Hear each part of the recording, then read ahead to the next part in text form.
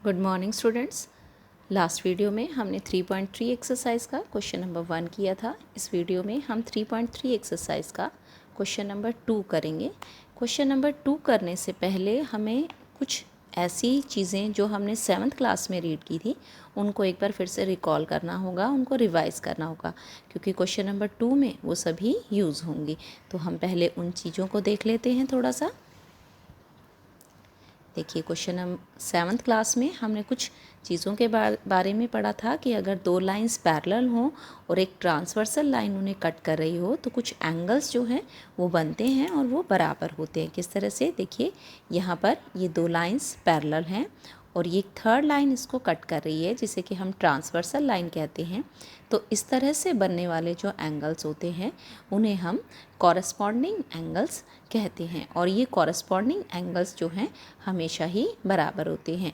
Angle A is equal to angle B. एक तरह से इस तरह की शेप बनाते हैं, आप एल जैसी शेप भी सोच सकते हैं। तो यहाँ से ये एंगल ए और एंगल बी जो होंगे ये इक्वल होंगे। इसी तरह से यहाँ जो एंगल बनेगा वो इस एंगल के इक्वल होगा। तो हम अपने आगे के क्वेश्चन में यूज़ करेंगे कि जहाँ भी दो लाइंस पैरेलल हों और एक थर्ड लाइन उन्हें इंटरसेक्ट कर रही हो, ट्रांसवर्सल लाइन उन्हें इंटरसेक्ट कर रही हो, तो इस तरह से बनने वाले एंगल्स इक्वल होते हैं। और उसका रीज़न होता है कॉरस्पॉन्डिंग एंगल्स। इन एंगल्स को हम कॉरस्पॉन्डिंग एंगल्स कहते हैं। लाइंस अगर पैरेलल हों तो कॉरस्पॉन्डिंग एंगल्स इक्वल होते हैं। इसके बाद एक और चीज़ हम पढ़ेंगे, अल्टरनेट एंगल्स। अल्टरनेट एंगल्स देखिए कौन से होते हैं। टू लाइंस पैरेलल हैं और एक ये ट्रांसवर्सल लाइन इन्हें कट कर रही है। तो इस तरह से जो एंगल बनते हैं इनको हम अल्टरनेट इंटीरियर एंगल कहते हैं, और सिंपली अल्टरनेट एंगल्स भी कह देते हैं। ये एंगल एक्स और एंगल वाई, और ये दोनों भी जब लाइंस पैरेलल हों तो ये दोनों एंगल्स इक्वल होते हैं। तो अगर कहीं पर अल्टरनेट एंगल्स इक्वल हैं तो इट मीन्स लाइंस पैरेलल हैं, और अगर लाइंस पैरेलल हों और कोई ट्रांसवर्सल उन्हें काट रही हो तो इस तरह से बनने वाले जो एंगल्स होते हैं इनको हम अल्टरनेट एंगल्स कहते हैं, और ये इक्वल होते हैं। हम अपना क्वेश्चन जब सॉल्व करेंगे, सेकंड क्वेश्चन के और पार्ट सॉल्व करेंगे तो इनका हम यूज़ करेंगे। उसके बाद थर्ड एक और चीज़ आपने पढ़ी थी, vertically opposite angles. Two lines अगर एक दूसरे को इंटरसेक्ट कर रही हूँ, देखिए सिंपली टू लाइंस हैं, कोई भी पैरेलल नहीं है, दो लाइंस हैं एक दूसरे को इंटरसेक्ट कर रही हैं, तो आमने सामने बनने वाले एंगल्स का जो पेयर होता है वो इक्वल होता है और उन्हें वर्टिकली अपोजिट एंगल्स कहते हैं। वर्टिकली अपोजिट एंगल्स कहते हैं इनको। जैसे यहाँ पर एंगल 1 जो है वो इक्वल होगा एंगल 2 के, और एंगल 3 इक्वल होगा एंगल 4 के। इस तरह से बनने वाले एंगल्स को हम वर्टिकली अपोजिट एंगल्स कहते हैं। अब हम देखते हैं अपना क्वेश्चन नंबर 2। इन्हें भी आप नोटबुक्स में नोट कर लीजिएगा, क्योंकि रिवीजन करते हुए ये सभी चीज़ें आपको काम आएंगी। आप देखते हैं हम अपना क्वेश्चन नंबर 2 3.3 एक्सरसाइज का। क्वेश्चन नंबर 2 की स्टेटमेंट है, कंसिडर द फॉलोइंग पैरेललोग्राम्स। इस क्वेश्चन नंबर 2 में हमें हर फिगर में एक पैरेललोग्राम गिवन है। Find the values of the unknowns x y z, और वहाँ पर जो अननोन्स हैं एक्स वाई जेड उनकी वैल्यू हमें कैलकुलेट करनी है। फर्स्ट पार्ट में हमें इस तरह की फिगर गिवन है। मैं फिर से आपको बता रही हूँ स्टूडेंट्स, जो भी क्वेश्चन फिगर आपको क्वेश्चन में गिवन होगी वो आपको अपनी फेयर नोटबुक में भी बनानी है, और जब भी आप टेस्ट करें या एग्ज़ाम में क्वेश्चन को सॉल्व करें तो वो फिगर भी आपको बनानी है। मेज़र करके नहीं बनानी है आपको, लगभग वैसी ही फिगर बस आपको बनानी है। पेंसिल स्केल से बना सके तो बहुत अच्छी बात है, लेकिन अगर एग्ज़ाम में जल्दी हो, क्वेश्चन बच गया हो, टाइम कम हो, तो आप पेन से भी ड्रॉ कर सकते हैं। लेकिन आपको ड्रॉ ज़रूर करनी है, चाहे आप पेंसिल स्केल से ड्रॉ करें या पेन से ड्रॉ करें। कोशिश कीजिए कि पेंसिल स्केल से हो जाए, अदरवाइज़ आप पेन से ज़रूर ड्रॉ कीजिएगा इसे सिंपली। देखिए यहाँ हमें ये पैरेललोग्राम गिवन है ए बी सी डी। ये साइड इस साइड के पैरेलल है और ये साइड इस साइड के पैरेलल है। यहाँ एंगल एक्स है, ये वाई और जेड, ये तीन एंगल्स हमें कैलकुलेट करने हैं, और सिंपली सिर्फ हमें एक ये एंगल बी, जो बी पॉइंट पर एंगल बन रहा है 100 डिग्री का, ये हमें गिवन है। बाकी कोई भी मेज़रमेंट हमें गिवन नहीं है।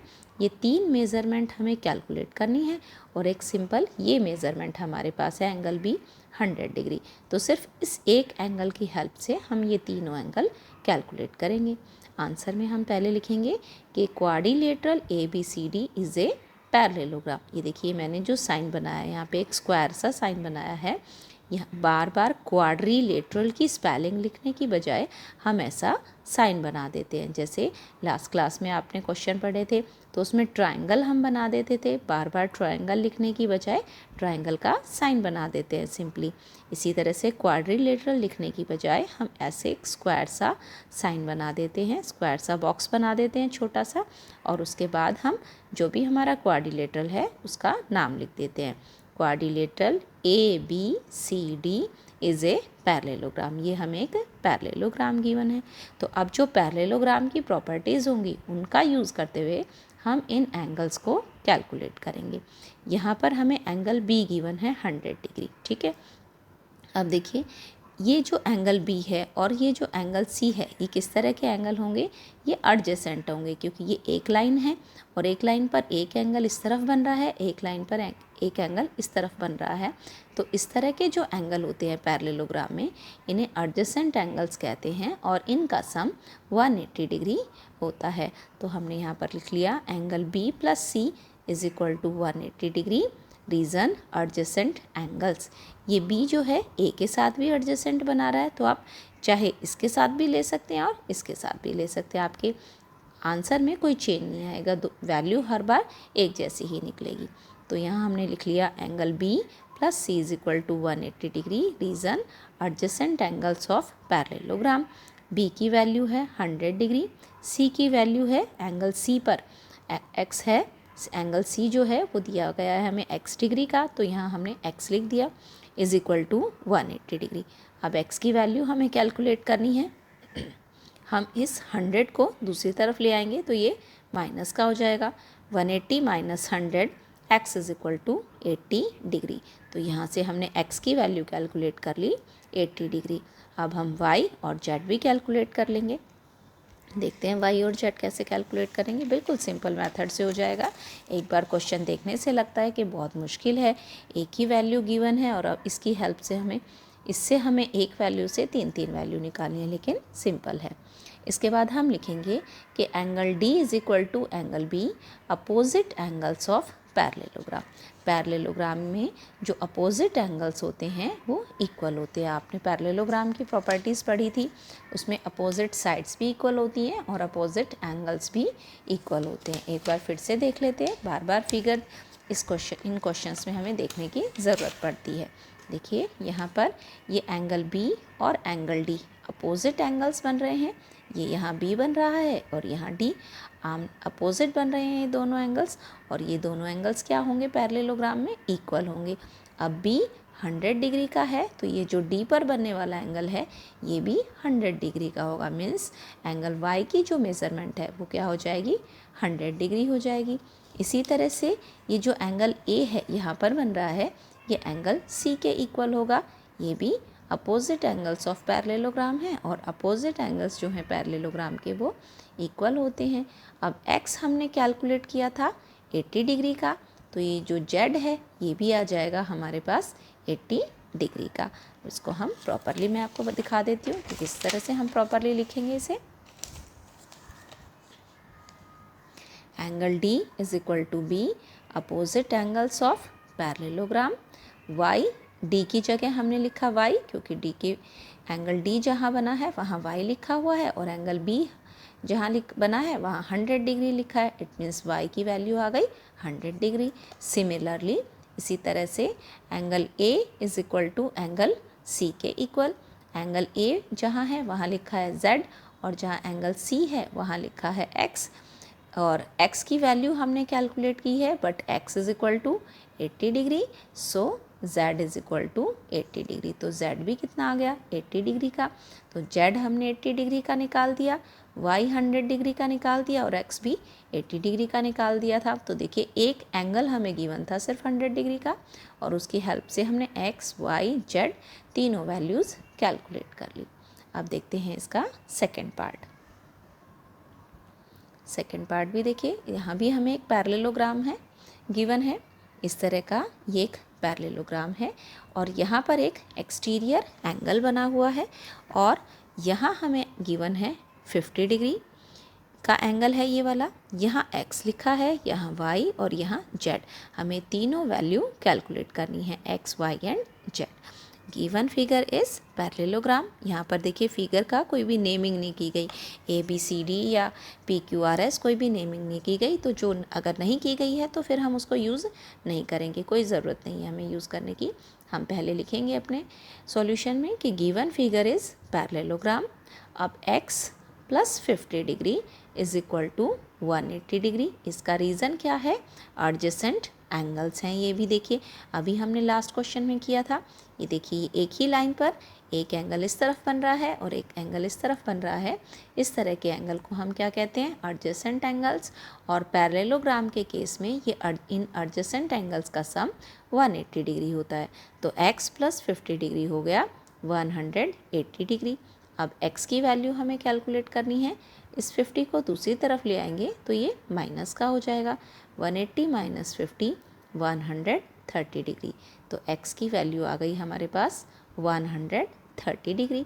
अब वैल्यू कैलकुलेट करनी है y की। अब हम पहले किसी की भी वैल्यू कैलकुलेट कर सकते हैं, x, y, z। उससे आपके मार्क्स में कोई चेंज नहीं आएगा, आपके मार्क्स नहीं कटेंगे और आंसर में भी कोई चेंज नहीं आएगा। तो जो आपको सूटेबल लगे, जो पहले समझ में आए, आप एग्ज़ाम में उस वैल्यू को पहले निकाल सकते हैं। इसके बाद देखिए ये जो एंगल y है ये x के इक्वल होगा। y is equal to x। क्यों इक्वल होगा? रीज़न साथ साथ लिखेंगे हम। अपोजिट एंगल्स ऑफ पैरेललोग्राम, क्योंकि यहाँ पर ये दोनों अपोजिट एंगल्स बन रहे हैं। तो y इक्वल टू होगा x के। Reason opposite angles of parallelogram. और x को हमने अभी कैलकुलेट किया है 130 डिग्री। सो y भी कितने का हो गया? 130 डिग्री का हो गया।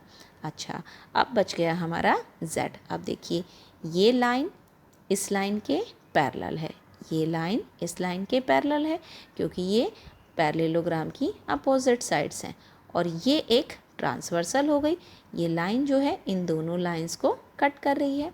तो ये एंगल x और ये z, ये दोनों एंगल इक्वल होंगे। और ये किस तरह के एंगल हैं?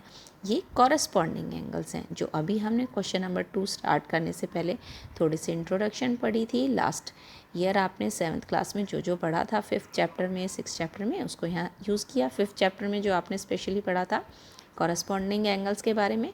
तो ये x और z कैसे एंगल बन रहे हैं? कॉरस्पॉन्डिंग एंगल बन रहे हैं। यहाँ हम लिख लेंगे z is equal to x corresponding angles. और x की वैल्यू कितनी कैलकुलेट की थी? 130 डिग्री की। सो z भी कितना आ गया हमारे पास? 130 डिग्री का आ गया। तो ये थे सेकेंड क्वेश्चन के फर्स्ट एंड सेकेंड पार्ट।